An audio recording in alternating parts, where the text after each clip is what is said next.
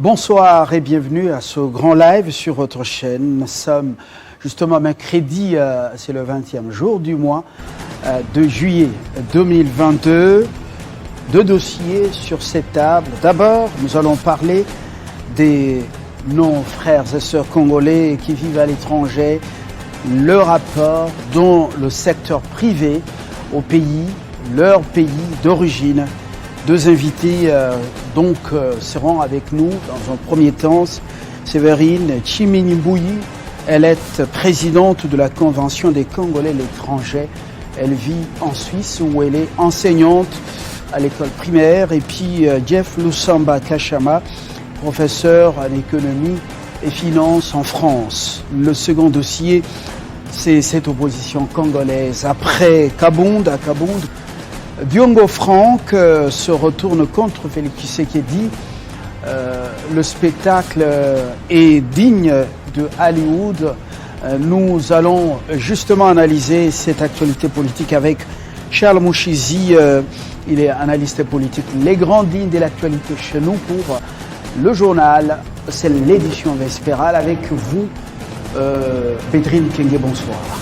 Bonsoir, les titres de l'actualité.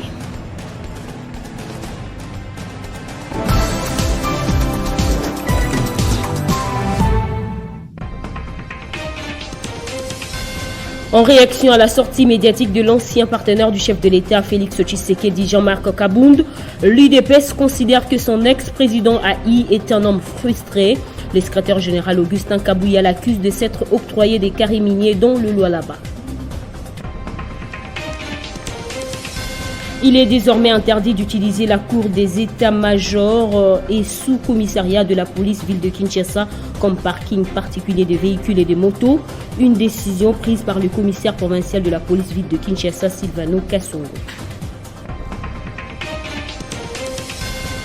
2 semaines après son passage à Lubumbashi et à Bukavu, le roi Philippe de Belgique a appelé ce mercredi depuis la Belgique la communauté internationale à résoudre le conflit meurtrier qui a occasionné des millions de morts dans l'est de la République démocratique du Congo depuis plus de 2 décennies. Dans l'actualité panafricaine, les relations entre les autorités de la transition malienne et de la MINUSMA deviennent de plus en plus tendues. Les autorités maliennes ont ordonné ce mercredi 20 juillet l'expulsion d'Olivier Salgado, porte-parole de la mission de l'ONU au Mali, lui reprochant des informations inacceptables sur l'affaire de 49 militaires ivoiriens détenus depuis plus d'une semaine à Bamako, selon un communiqué officiel. Ces titres et bien d'autres seront développés dans l'édition du soir par Christopher Ochokoum. Dans un instant, retrouvez Fabien Lumbala pour la suite des Kinshasa Direct.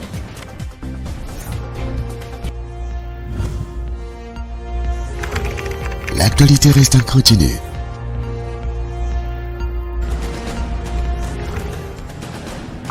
On est fixé sur la charpente ou l'ossature de la grande édition de ce soir, dans moins d'une demi-heure. Nos invités, on prend l'envol. La grande nouvelle avait suivi, le roi Philippe se fait maintenant aussi l'homme qui fait le plaidoyer en faveur du Congo, parce que trop c'est trop, des millions de morts.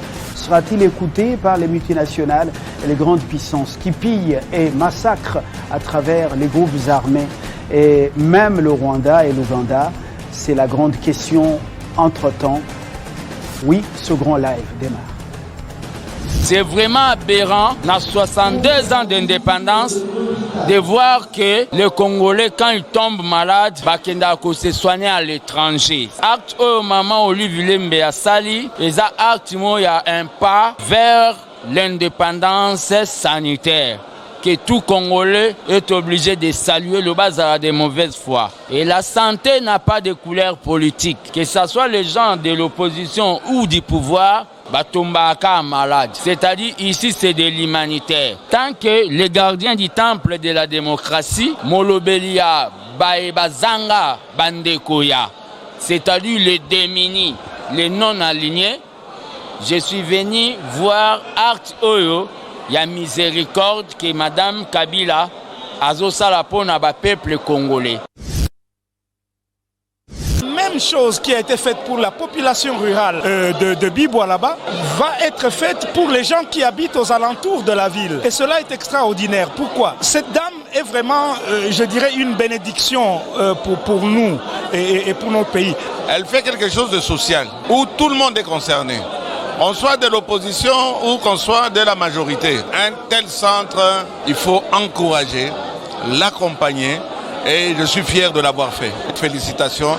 On a besoin de ça. On n'a pas besoin de paroles, on a besoin de faits. Et les faits sont là.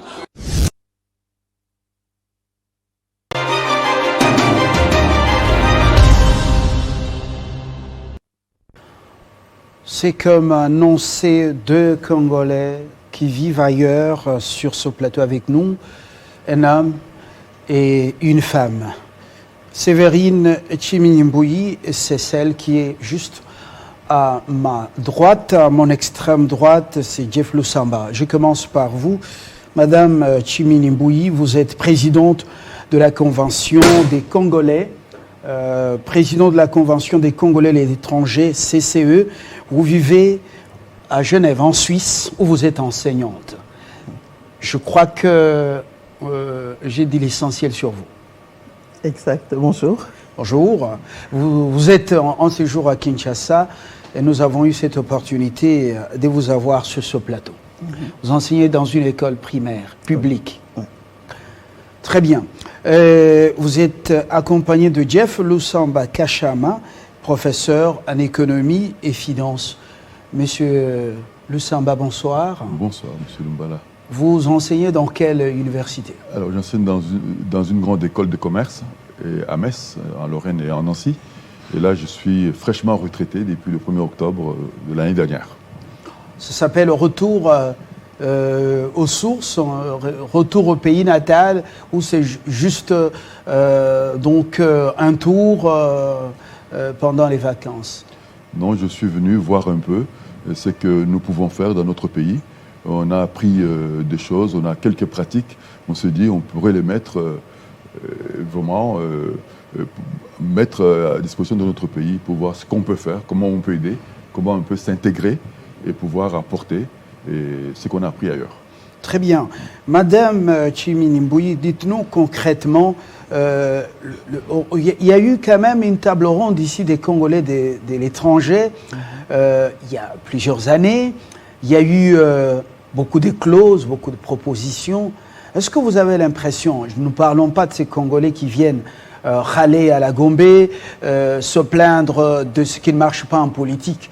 Nous ne parlons pas d'eux, mais nous parlons de ces Congolais, comme vous en Suisse, comme M. Lusamba en France, et tant d'autres aux États-Unis, qui ont une expertise dans un secteur bien déterminé et qui veulent faire bénéficier à leur pays cette expertise. Vous parlez quand même ailleurs. Est-ce que les Congolais, même si vous êtes naturalisés, est-ce que le Congolais garde leur âme au pays? Merci de me donner l'opportunité de m'exprimer ici dans votre beau studio, ici à Kinshasa. Nous sommes partis en Europe, mais en Europe, ce n'était pas pour rester à la maison et puis regarder, se naturaliser, manger le fromage, ainsi de suite. Non, nous sommes allés là-bas, nous sommes parmi d'autres Congolais qui sont en Europe, qui travaillent en Europe et qui souhaiteraient venir partager l'expérience ici chez nous. Moi, je suis dans l'enseignement primaire public. J'aimerais bien partager mon expérience avec mes compatriotes congolais. J'aimerais bien partager mes expériences avec mes collègues enseignants des écoles ici. C'est vraiment l'échange. Et il y a beaucoup, dans la CCE, donc la Convention des Congolais de l'étranger, nous avons plusieurs domaines. C'est une boîte à idées où on trouve beaucoup de compétences et beaucoup d'idées. Ça c'est limite à la Suisse, à la France. Comment vous fonctionnez justement la Convention des Congolais et de l'étranger? Alors c'est une structure fêtière. Boîte à idées, comment vous échangez? Alors, elle a été créée en 2014 à Charmey, dans les Alpes suisses. Pourquoi Congolais de l'étranger? C'est parce que les Congolais sont venus de partout. Des États-Unis, du Canada, de la France, de la Belgique, un peu partout, où on a fait les assises et on a donné le nom du Congolais de l'étranger. Alors, nous faisons des conférences, nous animons des conférences selon les thèmes. Nous nous déplaçons, nous allons en Belgique, nous allons en France, nous étions venus ici en 2019. On avait organisé un forum sur les opportunités d'investissement au Palais Rouge des Affaires étrangères, au Salon Rouge, Salon Rouge, des voilà. Affaires étrangères. Oui. Donc, on n'est pas qu'en Suisse. Il y a les Congolais qui sont en Suisse, ceux qui sont en France, en Belgique et un peu partout. Aux États-Unis, un peu partout. Ouais. Ouais. Voilà, votre tour va venir, Monsieur Lussamba, pour parler justement. Pour l'instant, boîte à idées, est-ce que, comparativement à d'autres diasporas, ghanéennes, sénégalaises, guinéennes, ainsi de suite, même éthiopiennes, voilà, burundaises et tant d'autres, est-ce que l'âme congolaise et un nom ailleurs aussi? Je ne veux pas ici entrer dans les phénomènes combattants avec ce qu'il y a. Loin de là que les artistes ou les hommes des cultures en parlent, mais nous parlons de cette crème, de cette élite congolaise qui est ailleurs, mais qui est absente quand même dans beaucoup des concerts, dans les blablas, ainsi de suite, des discussions stériles. Je parle de cette crème congolaise, cette élite consciente. Mais vous avez la crème devant vous, messieurs. Nous sommes là, nous sommes la crème. Nous ne sommes pas du tout absents. En tout cas, nous avions fait beaucoup de déplacements. Nous avions été à l'Union européenne, nous avions été à la Commission européenne, nous avons été à Strasbourg, nous avons été à l'Assemblée nationale française, nous avions été en Suisse pour expliquer, dire qui nous sommes et pour montrer ce que nous voulions faire. Et justement, la crème, elle existe. Le phénomène combattant, comme vous avez dit, elle est là, elle a fait aussi voilà, son chemin, mais la crème est là. Ce que nous sommes en train de faire, nous sommes conscients, nos cœurs, même si nous avons différentes nationalités, nos cœurs battent pour ce Congo. C'est le Congo. Mais par contre, le comble, c'est que nous nous organisons pas mal à l'étranger, mais quand nous arrivons ici, nous avons les portes qui sont fermées. Vous êtes déphasé quand vous rentrez au pays, malgré les idées qui tiennent la route. Mais bien que là-bas, les enfants que vous avez engendrés à l'étranger, ces enfants commencent à vous poser des questions sur votre pays, oui, sur le pays de leurs parents. Ils commencent à s'interroger. Pourquoi ça se passe comme ça? Vous sentez qu'ils restent très attachés au Congo plus que leurs parents. Monsieur Lussamba, est-ce que c'est le même constat? Tout à fait. Nous sommes très étonnés de voir que les enfants qui sont nés là-bas, qui ont grandi là-bas, ils savent parler de nos musiciens, des Fally Ipupa, ils suivent ça de très près. Et quand les Léopards jouent, par exemple, ils disent « Ah, nous avons perdu ». Vraiment, ils se sentent, ils ont l'âme congolaise. Et c'est pour ça que moi, je suis venu là avec mes deux enfants. Ils étaient là avec moi, bon, ils sont repartis. C'est pour la première fois qu'ils sont venus? Bon, non, il y en a un qui était déjà venu 2 fois. Oui. Et le plus jeune, qui a maintenant 29 ans, lui, c'était la première fois. Mais ils ont envie de faire quelque chose dans ce pays. Donc, ils se disent maintenant, on se projette dans ce pays-là, on va voir si on peut apporter ce que nous avons appris ailleurs. Alors, c'est pas gratis que je pose cette question. J'ai pu observer les enfants, vos enfants en Europe et dans quelques pays, ils ont une expression de révolte. Les cheveux bourriffés, comme ça, parce que les pays qui les a vus engendrer, naître, ce pays ne les accepte pas. On leur dit, ils sont nègres, ils sont noirs, ils sont comme des singes, ainsi de suite, existent comme ça. Et ils sont frustrés, révoltés. Et j'ai vu une Coupe d'Afrique des Nations de jeunes ressortissants de plusieurs pays à Rennes, en France. Une Coupe d'Afrique des Nations de ce jeune habitant justement la France. Et surtout comment on appelle ça, Voilà le coin, il y a un terme. En Bretagne. Voilà, en Bretagne. Alors, je me dis, mais il y a une sorte de révolution. Si vous ne faites pas attention, ces enfants risquent de descendre ici et révolutionner les choses. Monsieur Lusamba, c'est votre regard également. Oui, alors, le regard que je peux porter là-dessus, c'est un regard, je dirais, optimiste. Nous sommes très fiers de voir que ces enfants reconnaissent que leurs tripes sont ici. Et leurs tripes sont ici parce que leurs parents, on leur a raconté les histoires de leur pays, l'histoire de leur pays, on leur a raconté un peu comment leur pays s'est développé, les difficultés qu'on avait ici. Donc du coup, les enfants se sentent que là-bas, ils sont certainement, ils ont une nationalité étrangère là-bas, mais ils se comportent comme si leur vrai cœur battait par ici, de ce côté-ci. Maintenant, c'est de ce côté-ci qu'il faut qu'on leur montre aussi que oui, on vous attend, vous êtes d'ici, venez, on va travailler ensemble. Alors, Madame Mbouy, je reviens à votre boîte à idées. Concrètement, quels sont les secteurs dans lesquels Congolais de l'étranger, vous voulez apporter expertise ici? Je voudrais qu'on s'éloigne des blabla politiques. Râler à la Gombe, chercher des postes, voilà, ainsi de suite, devenir ministre, PDG, ça ne nous intéresse pas tellement. Quels sont les secteurs qui sont des priorités lorsque vous vous rencontrez et qui vous poussent à revenir ou à porter un apport? Moi, je peux vous dire tous les secteurs parce que en me promenant ici, ce matin en venant en ville, on ne pouvait pas rouler. Pourquoi? Parce qu'il y avait les embouteillages. On n'a pas une ville, c'est le centre d'affaires, il n'y a pas une ville ici. Et voilà, nous on appelle comme ça, désolé, oui. Mais c'est tellement compliqué. On n'arrive pas à rouler. J'ai vu plusieurs mamans avec leur bébé dans le bras. Il n'y a pas de couloir. Il n'y a pas de couloir. Oui. C'est pas possible. Mais comment elles font ces mamans-là? Donc je peux vous dire que les infrastructures, c'est un problème. Moi-même, mon domaine, à moi, c'est l'enseignement, donc la formation. Partout où je vais, dans la plupart d'endroits, quand j'arrive dans un café, des fois on me regarde comme ça, je me pose, il n'y a pas bonjour, il n'y a aucun signe. C'est moi qui dois appeler la personne quand elle arrive. Même les serveurs, les serveuses, c'est pas comme ça, c'est vous qui devez les appeler. Oui. Et quand vous les appelez pour un service, ça prend 1 heure, 2 heures. Voilà, le service n'est pas complet, mais au début je me dis, mais c'est pas possible, mais quelque part, je dis, mais ces gens, en tant que formatrice, en tant qu'enseignante, je me dis, ils ont besoin d'une formation. Donc, nous sommes là, nous sommes capables de former les gens. Mais on peut faire des modules, différents modules. On dit, voilà, on va former des gens pendant 3 mois.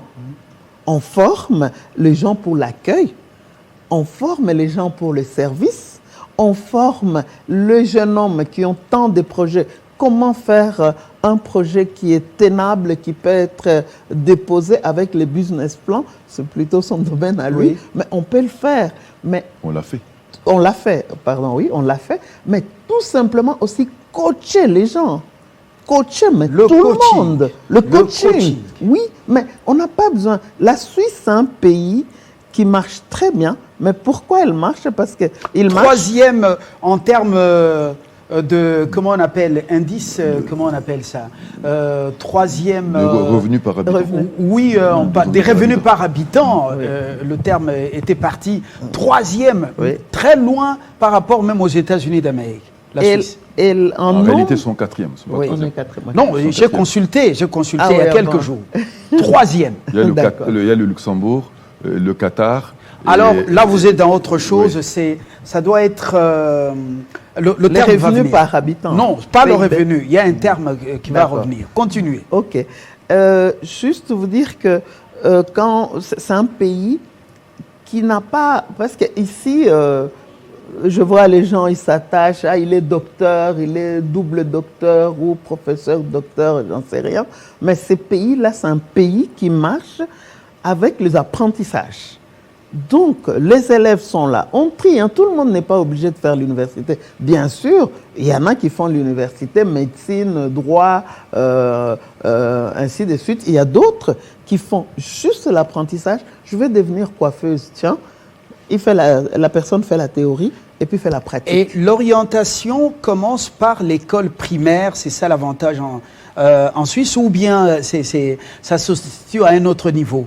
Plutôt Comment secondaire. on catégorise? Par les résultats, celui-ci est bon pour l'université, la recherche, l'autre c'est pour les grandes écoles, l'autre c'est pour les métiers d'apprentissage. Comment vous parvenez à trier? Alors, j'allais dire chez nous. C'est chez vous, c'est chez vous. En Suisse, c'est c'est à partir du fin du cycle secondaire. Il y a 8 ans de l'école primaire, la première jusqu'en 8e, c'est le primaire. On a copié aveuglément au Congo. Oui, mais c'est bien. Jusqu'en 8e. C'est très bien, oui. c'est très bien. Moi, ça me va très très bien. Et après, on a 3 ans du secondaire. C'est là que ça va se déterminer par rapport aux notes et puis au choix de l'enfant. Mais par rapport à son bulletin scolaire, donc on regarde et puis on conseille. On dit voilà, là vous êtes plutôt bon en maths, vous faites ceci, vous allez en maths, physique, en littéraire, ainsi de suite. Donc c'est un peu ça. Mais après les cycles d'orientation, il y a justement ceux qui vont faire les collèges humanités et d'autres qui vont faire l'école des com commerciale et d'autres qui vont plutôt en apprentissage de pâtisserie, boucherie, couture, ainsi de suite. Eh bien, Monsieur Lusamba, vous êtes économiste? Vous êtes diplômé en économie ou vous êtes économiste? Je suis économiste. Alors, les Congolais ont commencé à aller en Europe avant l'indépendance. Jusqu'à aujourd'hui, on peut parler de 70 ans, donc cette décennie. Pourquoi ce réveil tardif? Pourquoi, quand on revient, on est toujours déphasé et on a du mal à se réintégrer ou à s'intégrer? On est incompris et par rapport à d'autres diasporas, au Congo, ça marche péniblement. Oui. Alors, si vous voulez mon point de vue, je pense qu'il y a un problème systémique. Au Congo, on a créé un système, je ne veux pas mâcher mes mots, qui fait que j'ai l'impression parfois que nous sommes peut-être le pays, allez, passez-moi le terme, le plus corrompu du monde.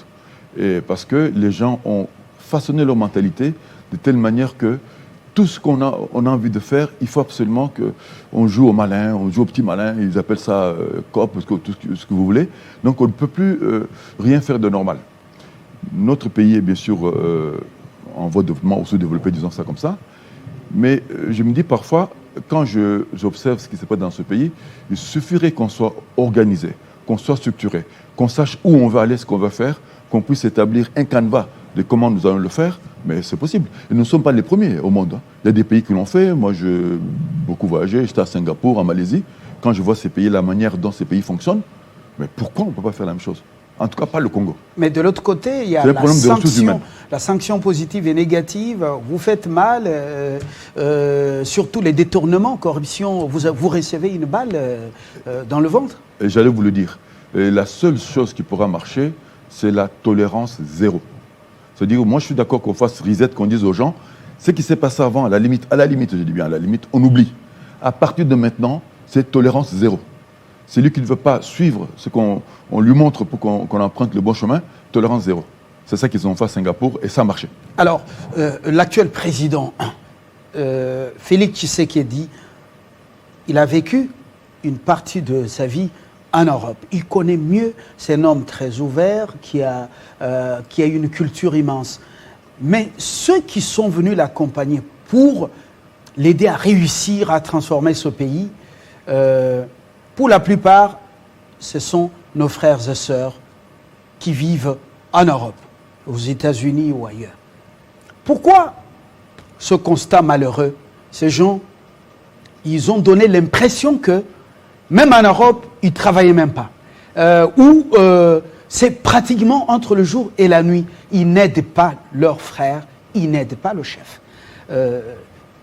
Comment expliquer ça, nous, Congolais?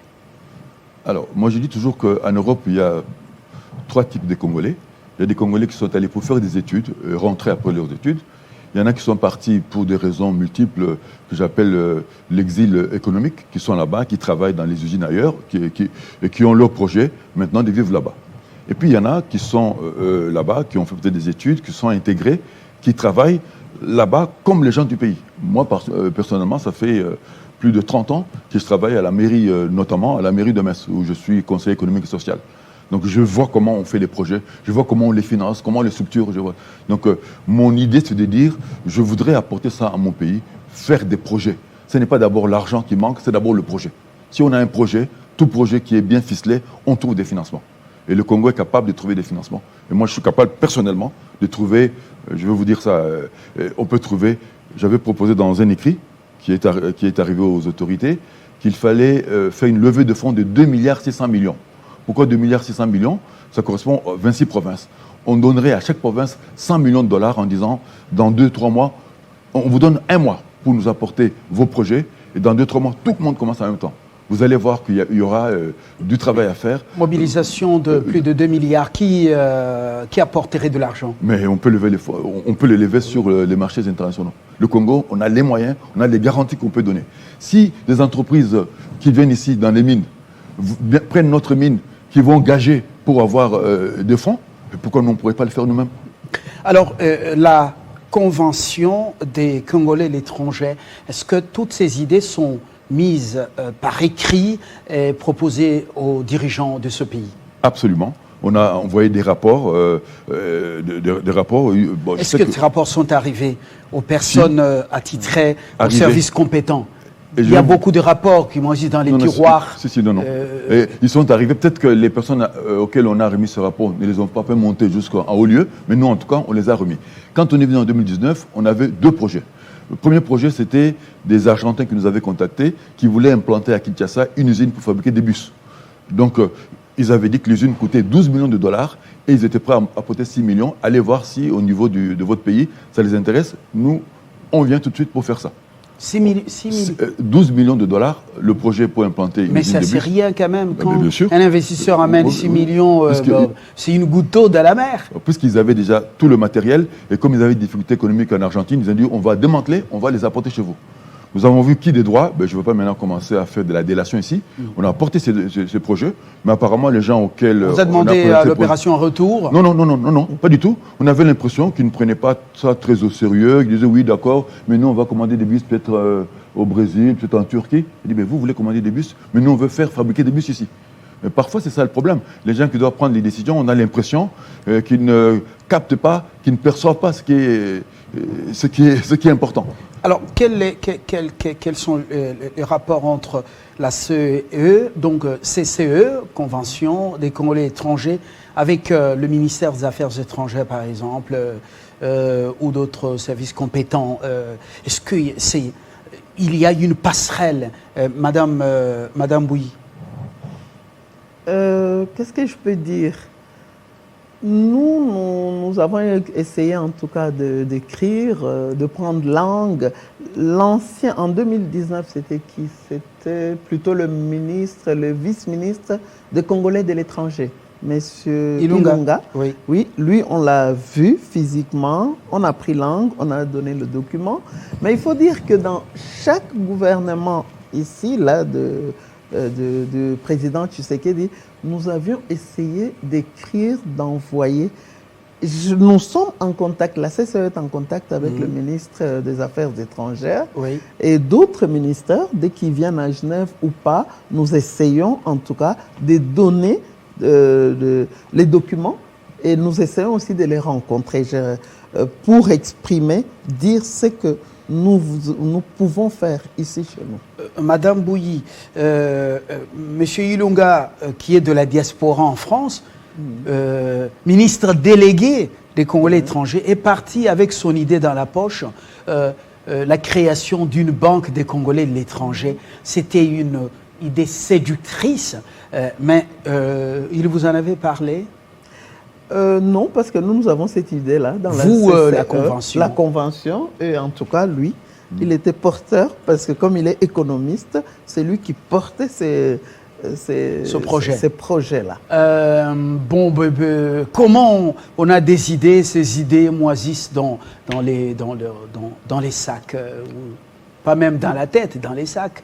Alors, pour tout vous dire, moi, c'est vrai qu'au départ, quand on a émis l'idée, moi, je disais, faire une banque, c'est quand même un travail titanesque de faire une banque.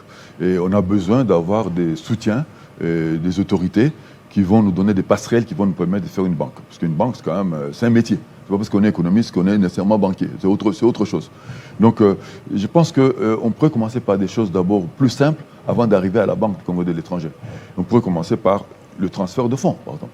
Parce que pour transférer des fonds, moi j'ai vu les Marocains par exemple, ils ont passé des accords avec la Poste française, donc les Marocains partent à la Poste, ils peuvent envoyer de l'argent au Maroc par le biais de la Banque marocaine du commerce extérieur. La banque en Suisse, dans votre pays d'accueil ou d'adoption, la banque, plutôt la Poste, c'est une banque formidable. Bien sûr. La Poste, c'est une banque formidable. Bien sûr, bien entendu.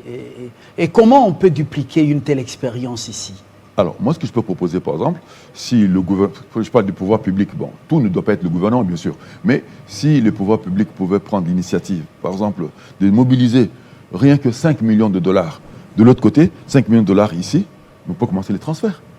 Au lieu de passer par des messageries des Américains, des Européens, et puis des Arabes, donc Congolais, on met de l'argent, ça passe par notre poste, c'est-à-dire les affaires entre nous-mêmes. Notre poste peut passer des accords, par exemple, avec la poste française, poste suisse ou poste belge, et puis on peut aller là-bas, ils savent qu'ici, ils ont un correspondant. Ça, c'est possible, c'est faisable tout de suite. Vous êtes divisé jusqu'à la moelle épinière, divisionnaire, divisionniste, et ici et à l'étranger. Est-ce que c'est possible, Monsieur Le Sam? Je ne pense pas qu'on soit si... Bien sûr qu'il y a des divisions toujours, mais je ne pense pas qu'on soit si divisé que ça lorsqu'il y a un intérêt commun qui est en jeu.